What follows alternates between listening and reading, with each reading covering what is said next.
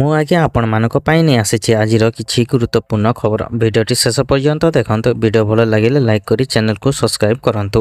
SC/ST ଛାତ୍ରଛାତ୍ରୀଙ୍କୁ ଶିକ୍ଷା କ୍ଷେତ୍ରରେ ଆଗେଇ ନେବାକୁ ଚଳିତ ବର୍ଷ ଆରମ୍ଭ ହେବ ଶହୀଦ ମାଧବ ସିଂ ହାତ ଖର୍ଚ୍ଚ ଯୋଜନା। ରାଜ୍ୟରେ ଅନୁସୂଚିତ ଜାତି ଓ ଜନଜାତି ଛାତ୍ରଛାତ୍ରୀଙ୍କ ସ୍କୁଲ ଡ୍ରପ୍ ଆଉଟ୍ ସମସ୍ୟାକୁ ଦୂରେଇବା ପାଇଁ ମୋହନ ସରକାର ଏହି ପଦକ୍ଷେପ ଗ୍ରହଣ କରିଥିବା ସୂଚନା ଦେଇଛନ୍ତି ମନ୍ତ୍ରୀ ମୁକେଶ ମହାଲିକ। ଏହି ଛାତ୍ର ଯୋଜନାରେ ଉପକୃତ ହେବେ 3 ଲକ୍ଷ ଅନୁସୂଚିତ ଜାତି ଓ ଜନଜାତି ଛାତ୍ରଛାତ୍ରୀ। ଏହି ଯୋଜନାରେ ନବମ ଓ ଏକାଦଶ ଛାତ୍ରଛାତ୍ରୀଙ୍କୁ ବାର୍ଷିକ ମିଳିବ 5,000 ଟଙ୍କାର ଆର୍ଥିକ ସହାୟତା। ଏହି ଯୋଜନା ପାଇଁ 156 କୋଟି ଟଙ୍କା ଅଧିକ ଖର୍ଚ୍ଚ ହେବ। ସରକାରଙ୍କ ଏହି ଯୋଜନାରେ ଅନୁସୂଚିତ ଜାତି ଓ ଜନଜାତି ଛାତ୍ରଛାତ୍ରୀଙ୍କ ଡ୍ରପ୍ ଆଉଟ୍ ଯାଇପାରିବ ବୋଲି ଆଶା ବ୍ୟକ୍ତ କରିଛନ୍ତି ସଂସଦୀୟ ବ୍ୟାପାର ମନ୍ତ୍ରୀ ମୁକେଶ ମହାଲିକ।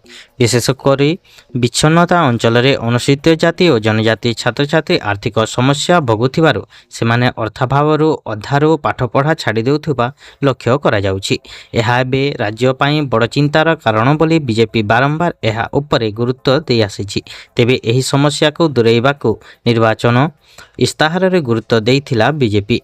ଏବେ ରାଜ୍ୟରେ ବିଜେପି ସରକାର କ୍ଷମତାକୁ ଆସିବା ପରେ ଏହି ସମସ୍ୟାକୁ ଦୂରେଇବା ପାଇଁ ଅଣ୍ଟା ଭିଡ଼ିଛନ୍ତି। SC/ST ଛାତ୍ରଛାତ୍ରୀଙ୍କ ପାଇଁ ଘୋଷଣା ହୋଇଛି ଶହୀଦ ମାଧବ ସିଂ ହାତ ଖର୍ଚ୍ଚ ଯୋଜନା।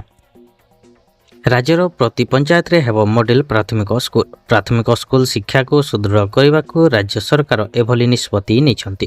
ଗୁରୁ ଦିବସ ଅବସରରେ OTVକୁ ଏକ ସ୍ୱତନ୍ତ୍ର ସାକ୍ଷାତକାରରେ ଏହି ସୂଚନା ଦେଇଛନ୍ତି ମୁଖ୍ୟମନ୍ତ୍ରୀ ମୋହନ ଚରଣ ମାଝୀ। ମଡେଲ ସ୍କୁଲଗୁଡ଼ିକର ନାଁ ରହିବ ଗୋଦାବରୀଶ ମିଶ୍ର ଆଦର୍ଶ ପ୍ରାଥମିକ ବିଦ୍ୟାଳୟ। ପ୍ରଥମ ପର୍ଯ୍ୟାୟରେ ରାଜ୍ୟରେ ଏମିତି 500 ସ୍କୁଲ ବିକଶିତ କରାଯିବ। ପରବର୍ତ୍ତୀ ପର୍ଯ୍ୟାୟରେ ସବୁ ପଞ୍ଚାୟତରେ ଏମିତି ସ୍କୁଲ ହେବ। ସ୍କୁଲରେ ଏମିତି ବ୍ୟବସ୍ଥା କରିବା ଯେମିତି ସମସ୍ତେ ଆସିବାକୁ ଇଚ୍ଛା କରିବେ। ପ୍ରାଇଭେଟ ସ୍କୁଲକୁ ନଯାଇ ଅଭିଭାବକ ସରକାରୀ ସ୍କୁଲ ଆସିବେ।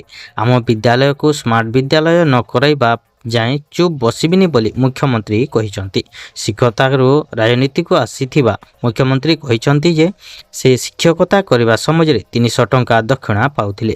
ସମାଜ ନିର୍ମାଣ ସଂସ୍କାରରେ ଗୁରୁ ଭୂମିକା ରହିଛି। ବାପା ମାଙ୍କ ପରେ ଗୁରୁ ହେଉଛନ୍ତି ଆମର ଆରାଧ୍ୟ। ଗୁରୁମାନଙ୍କୁ ସର୍ବଦା ଭକ୍ତିର ସହ ସ୍ମରଣ କରିବାକୁ ସେ ପରାମର୍ଶ ଦେଇଛନ୍ତି। ପ୍ରାକୃତିକ ବିପର୍ଯ୍ୟୟ ବିଭାବିତ କେରଳ ଓ ତ୍ରିପୁରାକୁ 5 କୋଟି ଟଙ୍କା ଲେଖାଏଁ ସହାୟତା ଦେବାକୁ ଓଡ଼ିଶା ଘୋଷଣା କରିଛି। ମୁଖ୍ୟମନ୍ତ୍ରୀ ରିଲିଫ ପାଣ୍ଠିରୁ ଏହି ସହାୟତା ଅର୍ଥ ଦିଆଯିବ। ମୁଖ୍ୟମନ୍ତ୍ରୀ ମୋହନ ଚରଣ ମାଝୀ ଆଜି ସନ୍ଧ୍ୟାରେ 2 ରାଜ୍ୟର ମୁଖ୍ୟମନ୍ତ୍ରୀଙ୍କ ସହ ଟେଲିଫୋନ ଯୋଗେ କଥା ହୋଇ ପ୍ରାକୃତିକ ବିପର୍ଯ୍ୟୟରେ କ୍ଷୟକ୍ଷତି ପାଇଁ ସମବେଦନା ବ୍ୟକ୍ତ କରିଛନ୍ତି। ଉଭୟ ରାଜ୍ୟରେ ବିପର୍ଯ୍ୟୟ ପରବର୍ତ୍ତୀ ପୁନରୁଦ୍ଧାର ଓ ପୁନର୍ନିର୍ମାଣ କାର୍ଯ୍ୟ ପାଇଁ ଓଡ଼ିଶା ସହଯୋଗର ହାତ ବଢ଼ାଇବାକୁ ପ୍ରସ୍ତୁତ ବୋଲି ମୁଖ୍ୟମନ୍ତ୍ରୀ ଶ୍ରୀ ମାଝୀ କହିଥିଲେ। ବିପର୍ଯ୍ୟୟ ସମୟରେ ଉଭୟ ରାଜ୍ୟରେ ଥିବା ଓଡ଼ିଆ ଲୋକଙ୍କୁ ସାହାଯ୍ୟ ଓ ସହାୟତା କରୁଥିବାରୁ ଶ୍ରୀ ମାଝୀ 2 ରାଜ୍ୟର ମୁଖ୍ୟମନ୍ତ୍ରୀଙ୍କୁ ଧନ୍ୟବାଦ ଜଣାଇଥିଲେ। ଉଭୟ ରାଜ୍ୟର ମୁଖ୍ୟମନ୍ତ୍ରୀ ମଧ୍ୟ ଓଡ଼ିଶାର ଏହି ସହଯୋଗ ପାଇଁ ଧନ୍ୟବାଦ ଦେଇଛନ୍ତି। ଉପମୁଖ୍ୟମନ୍ତ୍ରୀ ପ୍ରଭାତୀ ପରିଡ଼ା ବୁଧବାର ଦିନ ସୁଭଦ୍ରା କଲ୍ ସେଣ୍ଟର ଉଦ୍ଘାଟନ କରିଛନ୍ତି। ଏହି ଅବସରରେ ଉପମୁଖ୍ୟମନ୍ତ୍ରୀ ଏକ ବଡ଼ ଘୋଷଣା କରିଛନ୍ତି। ସେ କହିଛନ୍ତି ସୁଭଦ୍ରା ଫର୍ମ ଦାଖଲର କୌଣସି ଶେଷ ତାରିଖ ନାହିଁ।